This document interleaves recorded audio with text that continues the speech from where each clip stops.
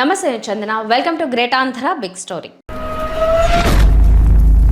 ఒక్క ఎక్స్ప్రెషన్ మొహంలో పలకడానికి, ఒక్క భావం స్వరంలో వినిపించడానికి ఒక్కొక్కరు ఎన్ని పదుల ఎన్ని వందల టేక్లు తీసుకున్నారో మనకు తెలియదు. కానీ వెండి తెర మీద అన్నింటినీ గుదిగుచ్చినప్పుడు వాహ్ వాహ్ అనుకుంటాం. అదే సమయంలో ఈ పర్వానికి ముందు రంగస్థలం రాజ్యమేలుతున్న రోజుల్లో ఎంత పెద్ద హావభావ ప్రకటనలు విన్యాసాలు అయినా, ఎంత పెద్ద డైలాగులైనా సింగిల్ టేక్లోనే కదా చేసేవాళ్ళు. మరి వాళ్ళు గొప్ప నటులా, వీళ్ళు గొప్ప నటులా? వాళ్ళు కేవలం కళ మీద ప్రేమతో ఏదో కూలి గిట్టుబాటు అయినట్టుగా డబ్బులు వస్తే చాలు అనుకునేవాళ్ళు. దైనందిన జీవితంలో అందరితో పాటు బతుకుతూ సాధారణ జనాలతో కూడా కలుస్తూ తాము కూడా సాధారణ మనుషుల్లాగానే మెలిగేవాళ్ళు. ఇప్పుడు అలా కాదు. కళను వ్యాపారంగా మార్చేసి కోట్లు పుచ్చుకుంటూ కోటలు దాటి కాలు బయటకు పెట్టకుండా, సామాన్యులకు అందకుండా, కలవకుండా ఉండిపోతున్నారు. అందుకే అమాయక ప్రపంచం వారిని దేవుళ్ళుగా భావిస్తోంది. ఈ పోకడలు అనేక దుష్పరిణామాలకు దారితీస్తున్నాయి. అన్నింటికీ చెక్ పడాలంటే ముందు ప్రజల కళ్ళే తెరుచుకోవాలి. సినిమా నటులను డెమిగాడ్స్గా కొలుస్తున్న పరిణామాలపై గ్రేట్ ఆంధ్ర విశ్లేషణాత్మక కథనం. బాలీవుడ్ దిగ్గజం మహేష్ భట్ తరచుగా ఒక మాట చెబుతూ ఉంటారు. నేను రచయిత పాత్రల్లో ఉన్నప్పుడు నా ఊహకు తోచిందల్లా కాగితం మీద పెట్టి కథ రాసుకుంటాను. దానికేమీ పరిమితులుండవు. అదే నేను దర్శకుడి పాత్రలోకి ప్రవేశించగానే రచయిత ఏం ఊహించి కథ రాసుకున్నాడనేది నాకు అనవసరం. సినిమాగా చిత్రీకరించడంలో ఏ రకంగా బాగుంటుందో ఆ మేరకు కథను మార్చుకుంటూ నాకు అనుగుణంగా తయారు చేసుకుంటాను. ఆ తర్వాత నేను నిర్మాత పాత్రలోకి మారగానే రచయిత దర్శకుడు ఏం ఊహించారనేది నాకు అనవసరం. అది ఎలాంటి కథ, ఏ స్థాయి నటులతో నేను చేయబోతున్నాను, ఆ నటుల సినిమాలు మార్కెట్లో వసూలు చేయగలిగే స్థాయి ఎంత, ఈ అంచనా వేసుకుని దానికి తగినట్లుగా నేను తీసే సినిమా బడ్జెట్ నిర్ణయించుకుని ఎట్టి పరిస్థితుల్లోనూ ఆ బడ్జెట్లో పూర్తయ్యేలా కథలో పూర్తి మార్పులు చేర్పులు చేసుకుంటాను. ఆ కథ గురించి రచయిత దర్శకుడు ఏం ఊహించుకున్నారనేది నాకు అనవసరమని అంటారు. నిజానికి ఆ మూడు పాత్రల్లో ఉండేది ఆయనే. కథా రచయితగా, దర్శకుడిగా, నిర్మాతగా కూడా రాణించిన వ్యక్తి మహేష్ భట్. తన సక్సెస్ మంత్ర ఇదేనని ఆయన అంటారు.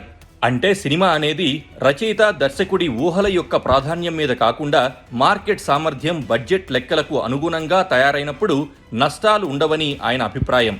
ఈ మాటలు నిర్మాతలకు సినిమా మేకింగ్లో ఉండే ప్రాధాన్యాన్ని కూడా మనకు తెలియజేస్తాయి. కానీ ఈ రోజుల్లో అలా చెప్పగల నిర్మాతలు ఎందరున్నారు? సినిమా లొకేషన్లో ఒక కుర్చీ వేసుకుని కూర్చోవడం తప్ప కథలో మేకింగ్లో భాగం కాగల దమ్మున్న నిర్మాతలు ఎందరున్నారు? ఇందుకు అనేక కారణాలున్నాయి. సినిమా నిర్మాణం పట్ల ఒక ప్యాషన్ గాని, భక్తి శ్రద్ధలు గాని లేని వారందరూ నిర్మాతలుగా అవతారమెత్తుతున్నారు. దాదాపు 20 ఏళ్ల క్రిందట ఒక ప్రొఫెషనల్ నిర్మాతకు ఒక అనుభవం ఎదురైంది. 1-2 సక్సెస్లు సాధించిన ఒక యువ దర్శకుడితో చేద్దామని ఆయన అనుకున్నారు. సినిమా ఇండస్ట్రీ ఇప్పుడున్న భ్రష్ట రూపంలోకి పరిణామం చెందుతున్న దశ అది. ఆ యువ దర్శకుడిని పిలిపించి అతనితో సినిమా చేయాలని ఉందని అభిలాష వెల్లడించారు. ఆ దర్శకుడి ఆఫర్ ఏంటో తెలుసా? కథ, మాటలు, పాటలు, స్క్రీన్ ప్లే, సంగీతం, కెమెరా విభాగాలన్నీ ఒక ప్యాకేజ్గా కలిపి 5 కోట్ల రూపాయలు అతనికి ఇచ్చేస్తే ఆ విభాగాల టెక్నీషియన్లందరినీ అతనే తెచ్చుకొని వారితో పని చేయించుకుంటానని, దర్శకత్వం మాత్రమే కాకుండా పై చెప్పిన విభాగాలన్నీ కలిపి ప్యాకేజ్ కావాలనేది డిమాండ్. అన్నీ నీకే ఇచ్చేస్తే ఇక నిర్మాతగా నేనేం చేయాలి? గల్లాపెట్టె దగ్గర కూర్చుని లెక్కలు రాసుకుంటూ ఉండాలా? నాకేం అక్కర్లేదు, వెళ్ళమన్నాడు ఆ నిర్మాత. అప్పటికి కేవలం 1-2 సినిమాలు చేసిన యువ దర్శకుడి తీరు అది. ఆ యువ దర్శకుడు ఇప్పుడు ఇండస్ట్రీలోనే లేకుండా అంతర్ధానమైపోయాడు. ఆ నిర్మాత మాత్రం అడపాదడపా సినిమాలు చేస్తూనే ఉన్నాడు. ఇది కేవలం ఒక ఉదాహరణ. ఇలాంటి అనేక ఉదాహరణలు కలిపి నిరూపించిన వాస్తవం, కనుల ముందు కనిపించిన ఆధునిక రూపం ఏంటంటే సినిమా నిర్మాత అనేవాడు ప్రొడక్షన్ మేనేజర్లా మారిపోయాడు. ఆ స్థాయి కంటే చెప్పుకోదగ్గ నిర్మాణాత్మక పాత్ర ఏమీ అతని సినిమాలో ఉండడం లేదు. ఇప్పుడున్న అగ్రస్థాయి నిర్మాతల్లో ఒకరు 2-3 ఏళ్ల క్రిందట ఒక అత్యంత భారీ చిత్రం తీస్తున్నారు.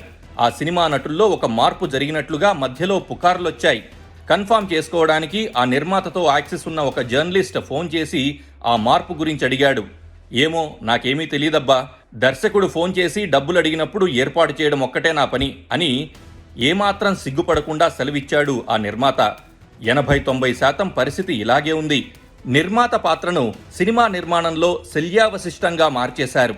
ఎందుకు ఇలా జరిగింది, ఏ ఏ కారణాలు ఇందుకు దారితీశాయి అని పరికిస్తే ప్రత్యేకించి తెలుగు సినిమా పరిశ్రమ హీరోస్వామ్య వ్యవస్థగా మారిపోవడమే అందుకు ప్రధానమని అర్థమవుతోంది. ఓ హీరోతో కాంబినేషన్ సెట్ చేసుకోగలిగి ఆ హీరో డేట్లు పుచ్చుకోగలిగే దర్శకులు ఇప్పుడు సినిమా శాసనకర్తలు. మిగిలిన అన్ని విభాగాలు జుజుబీలుగా మారిపోయాయి. అవన్నీ హీరో ఇష్టానుసారం నడవాల్సిన పరిస్థితి వచ్చేసింది. తమాషా ఏంటంటే మేకింగ్ జరిగినంత కాలము ప్రతిదీ హీరో ఇష్టానుసారమే చేస్తారు. సక్సెస్ను కూడా అతని ఖాతాలోనే వేస్తారు. ఫెయిల్యూర్ ఎదురైతే మాత్రం అందుకు దారితీసిన కారణాలన్నీ అన్వేషిస్తారు.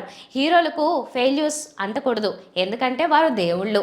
ఆధునిక తెలుగు సినిమా పరిశ్రమలో ఇటు ఇండస్ట్రీ వారంతా పూజిస్తున్న అమాయక ప్రేక్షక అభిమానులు వేలంవెరిగా ఆరాధిస్తున్న దేవుళ్ళు వారు. ప్రారంభంలో చెప్పుకున్నట్లుగా నిర్దిష్టమైన హావభావ ప్రకటనలను కొన్ని నిమిషాల పాటు సింగిల్ టేక్లో పలికించలేని వారంతా దేవుళ్లుగా ఎలా తయారయ్యారు అనే ప్రశ్న వచ్చినప్పుడు ఆధునిక మార్కెటింగ్ స్కిల్స్ అన్నీ వారి దైవత్వాన్ని తయారు చేస్తున్నాయని అర్థమవుతుంది. ఇవాల్టి హీరోలకు కంటెంట్ కంటే పిఆర్ బృందాలు చేసే మార్కెటింగ్ ఎక్కువ. ఈ దుర్మార్గమైన పరిణామం అంచెలంచెలుగా ఏర్పడింది. సినిమా ఇండస్ట్రీ ఇదే స్థితిలో ప్రారంభం కాలేదు. ఒకప్పుడు ఎన్టీఆర్, ఏఎన్ఆర్ వంటి నటులు స్టూడియోలలో నెల జీతానికి సినిమాలు చేసేవారు. అప్పుడంతా నిర్మాతల కంట్రోల్లో ఉండేది. సినిమాలకు సంబంధించిన ప్రతి అంశాన్ని వారు శాసించేవారు. ఈ పరిస్థితిని బద్దలు కొట్టి వీరే రెమ్యునరేషన్ల కల్చర్ తీసుకువచ్చారు. సినిమా రంగం నెమ్మదిగా రూపుమారడం ప్రారంభమైంది. ఆ తర్వాత దర్శక స్వామ్య పరిస్థితులు వచ్చాయి. దిగ్గజ దర్శకులు సినిమా మొత్తం తమ అదుపాజ్ఞల్లో నడిపించడం ప్రారంభించారు. అయితే కొందరు నిర్మాతలు మాత్రం తెర మీద కనిపించేది హీరోలే గనక వారిని బాగా ప్రొజెక్ట్ చేస్తూ ప్రచారాలు సాగిస్తూ వ్యాపారం చేసుకోవడానికి అదొక సూత్రంగా భావిస్తూ వచ్చారు. ఇది కాస్త హీరోలు తమను తాము మానవాతీత శక్తులుగా భ్రమించుకునే స్థాయికి తీసుకెళ్లింది. ఆ తర్వాత దశలో హీరోలే సినిమా నిర్మాణంలో సమస్త విభాగాల్ని శాసించడం ప్రారంభించారు. దర్శకుణ్ణి, హీరోయిన్ను, ప్రతి క్రాఫ్ట్ను తాము నిర్ణయించడం ప్రారంభించారు. ఈ దశలోనే నిర్మాత అనేవాడు కేవలం సినిమాకు ఫైనాన్షియర్గా మారిపోయే పరిస్థితి వచ్చింది. కొందరు హీరోలు ఒక అడుగు ముందుకు వేసి నిర్మాణ రంగాన్ని కూడా తమ బినామీల చేతుల్లోకి తీసుకున్నారు. తమ మేకప్ మ్యాన్లను, తమ డ్రైవర్లను కూడా నిర్మాతలుగా చేస్తామంటూ ఫైనాన్స్ల మీద సినిమాను ముందుకు తీసుకెళ్లే పరిస్థితులొచ్చాయి. తర్వాతి దశలో భారీ బడ్జెట్లతో సినిమాలు తీయడానికి నిర్మాతలు ముందుకు వస్తే వాటాలు తీసుకోవడము, చాలా మంది హీరోలు సొంత నిర్మాణ సంస్థలను కూడా చేసుకోవడము వంటి పరిణామాలన్నీ వచ్చాయి. అల్టిమేట్గా సినిమా రంగం అంటే హీరో తప్ప మరో దిక్కు లేదు, హీరో ఒక్కడే దేవుడు అనే పరిస్థితి ఏర్పడింది. ప్రజలు ఇంకా వెర్రిగా హీరోలను ఆదరించడము జరుగుతోంది. ఎన్టీఆర్, ఏఎన్ఆర్ కాలంలో అవుట్డోర్ షూటింగులు చేయడానికి విముఖత చూపేవారు.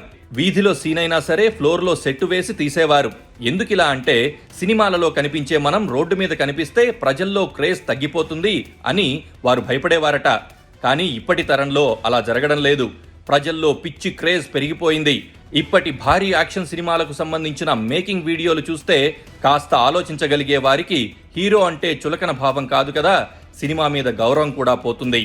హీరో చెయ్యెత్తి ఒక దెబ్బ కొట్టడు, ఒక ఎక్స్ప్రెషన్ పలికించడు, ఒక అద్భుతం చేయడు. సమస్తం కంప్యూటర్లలోనే తయారవుతాయి.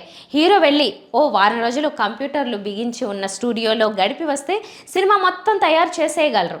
అంటే హీరో ఏమీ చేయడం లేదు, అంతా ఉత్తుతిదే అని ప్రేక్షకుడికి నిన్నటి కంటే ఇవాళ ఎక్కువ బాగా తెలుసు. కానీ హీరోలంటే పిచ్చి ఆరాధనను పెంచేసుకుంటున్నారు. ఇదంతా మార్కెటింగ్ టీముల మాయతో నడుస్తోంది. హీరోలు కూడా స్థాయికి మించిన రెమ్యునరేషన్లు వచ్చి పడుతూ ఉండడం వల్ల డబ్బులు ఏం చేసుకోవాలో తెలియక అనేక రకాల వ్యాపారాల్లో పెట్టుబడులు పెట్టినట్లుగానే ఈ నడమంత్రపు ఆదాయాలను తమకు తాము దేవుళ్లుగా తయారు చేసుకునే మార్కెటింగ్ టీముల మీద కూడా పెట్టుబడిగానే పెడుతున్నారు. కొందరి పేర్లు ప్రస్తావించడం చాలా మందిని అవమానించినట్లు అవుతుంది. కానీ ప్రొఫెషనల్గా సినిమా నిర్మాణం మీద పట్టు ఉన్న చాలా మంది సీనియర్ నిర్మాతలు ఇప్పుడు నిర్మాణ రంగం నుంచి తప్పుకున్నారు. అందుకు కారణం సినిమా నిర్మాణం అనేది నిర్మాత చేతుల్లోంచి అదుపు తప్పి జారిపోయింది. అందుకు నడమంత్రపు సిరిపట్టిన వారందరూ సినిమా రంగంలోకి రావడం ఒక ప్రధాన కారణం. రియల్ ఎస్టేట్ వంటి రంగాల్లో చెమట చుక్క కారకుండా హఠాత్తుగా కోటీశ్వరులైన వారు, ఉన్నపలంగా ఇబ్బడి ముబ్బడిగా కోట్లను వెనకేసిన వారు, రాజకీయాల్లో అవినీతి సొమ్మును బినామీలుగా సినిమా రంగంలో పెట్టుబడులుగా పెట్టిన వారు పెరిగిపోయారు. వీరెవ్వరికీ కూడా రూపాయి విలువ తెలియదు. సినిమా విలువ, నిర్మాణ విలువలు అసలే తెలియవు. చేతిలో తాహతకు మించిన డబ్బులున్నాయి, వాటితో మాయలు చేయొచ్చు అనే పొగరుతో మాత్రమే నిర్మాతలుగా మారారు. వీరు సినిమా రంగాన్ని భ్రష్టు పట్టించడం కూడా 2 దశాబ్దాల క్రిందటే ప్రారంభమైంది. ఒక సగటు హీరో ఉంటాడు. అతడితో సినిమా తీస్తే అప్పట్లో 5 కోట్ల రూపాయల వరకు వసూలయ్యే అవకాశం ఉంది అనేది మార్కెట్ స్థాయి అనుకుందాం. అతడికి ఒక 50 లక్షల రెమ్యునరేషన్ ఉంటుందనుకుందాం. ఈ నడమంత్రపు సిరిగాళ్లు ఇండస్ట్రీలోకి ఎంట్రీ ఇచ్చాక తొలి దశలో కొన్ని పరిణామాలే ఈ పతనానికి దారితీశాయి. సదరు సగటు హీరో డేట్స్ లేవు, సంప్రదిస్తే అడ్వాన్స్లు తీసుకుని ఉన్నాను, చేయడం కుదరదు అని అన్నాడు. ఇలాంటి వాళ్ళు హఠాత్తుగా ఆ హీరో రేటు పెంచేశారు. రెమ్యునరేషన్ కోటిస్తాం, 50 లక్షలు ఇప్పుడే ఇస్తాం, అడ్వాన్స్ తిరిగిచ్చేయి అంటూ రెచ్చగొట్టారు. తనకు ఎక్కువ గిట్టుబాటు అయితే ఎవరు మాత్రం వద్దనుకుంటారు. ఆ హీరో ఒప్పుకొని తర్వాత నుంచి తన రేటు 1 కోటి అని ఫిక్స్ అయిపోయాడు. ఇలా హఠాత్తుగా హీరోల రెమ్యునరేషన్లు వారి సినిమాలు వసూలు చేయగల స్థాయికి మించిపోవడం సినిమా రంగాన్ని దెబ్బతీసింది. 1-2 సినిమాలు ఆడాయి, చాలా సినిమాలు పోయాయి. నిర్మాతకు నిర్మాణం మీద అదుపు పోతూ వచ్చింది. తప్పుడు అవినీతి డబ్బులతో ఆడుతున్న వారంతా నష్టాలను పెద్దగా ఖాతరు చేయకుండా మరొకటి ఆడకపోతుందా, వసూళ్లు రాబట్టకపోతుందా అంటూ నిర్మాణాలు కొనసాగిస్తూ పోయారు. సినిమా నిర్మాణం అనేది ఒక శాస్త్రీయమైన వ్యాపారంగా కాకుండా ఒక జూదంలా తయారైపోయింది. హీరోల పట్ల ప్రజల్లో వేలం వెర్రి ఆరాధన పెరిగిపోయింది. రెమ్యునరేషన్లు వారి ఊహకు కూడా అందనంతగా పెరిగిపోయిన తర్వాత హీరోలు 3-4 ఏళ్లకు ఒక సినిమా చేయడం ఒక అలవాటుగా మార్చుకున్నారు. సినిమా పరిశ్రమ మీద ఆధారపడిన వేల జీవితాలు బతుకు తెరువు కోసం ఏదో ఒక ప్రత్యామ్నాయం కూడా ఉంటే తప్ప మనుగడ సాధించలేని పరిస్థితికొచ్చాయి. ఇదంతా కేవలం హీరోల వల్ల అని ఎవరైనా ఆరోపిస్తే అతిశయోక్తి అనుకోవాల్సిన అవసరం లేదు. ఎక్కువ పని రోజులు తీసుకునే భారీ చిత్రాలను హీరోలు చేయకూడదని కాదు, కానీ అలాంటి భారీ చిత్రం చేసిన తర్వాత ఆట విడుపులాగా ఒక సింపుల్ చిత్రం చేయాలి. అప్పుడు ప్రేక్షకుల్లో కూడా వారి మీద అంచనాలు బ్యాలెన్స్ అవుతాయి. కానీ ఇప్పుడు అలా జరగడం లేదు. ఒక భారీ చిత్రం తర్వాత అంతకంటే భారీ చిత్రం చేయాలనే యావలో పడి కొట్టుకుపోతున్నారు. ఇది ఇండస్ట్రీ వాతావరణాన్ని సర్వనాశనం చేస్తోంది. ఈ పరిస్థితికి ఫుల్ స్టాప్ పెట్టడం కూడా కేవలం హీరోల చేతిలో మాత్రమే ఉన్న పని. ఎందుకంటే దర్శకులు తయారు చేసే కథలు, ఊహించే నిర్మాణ ప్రమాణాలు అన్నీ కూడా హీరోలను బట్టి మాత్రమే ఉంటున్నాయి. హీరోలు ఇలా ఇండస్ట్రీ మేలు కోరి సినిమాలు చేసే రోజులు ఎప్పుడు వస్తాయో వేచి చూడాలి. ఇది వాళ్ళ బిగ్ స్టోరీ. మరిన్ని టాపిక్స్తో కలుద్దాం. నమస్తే.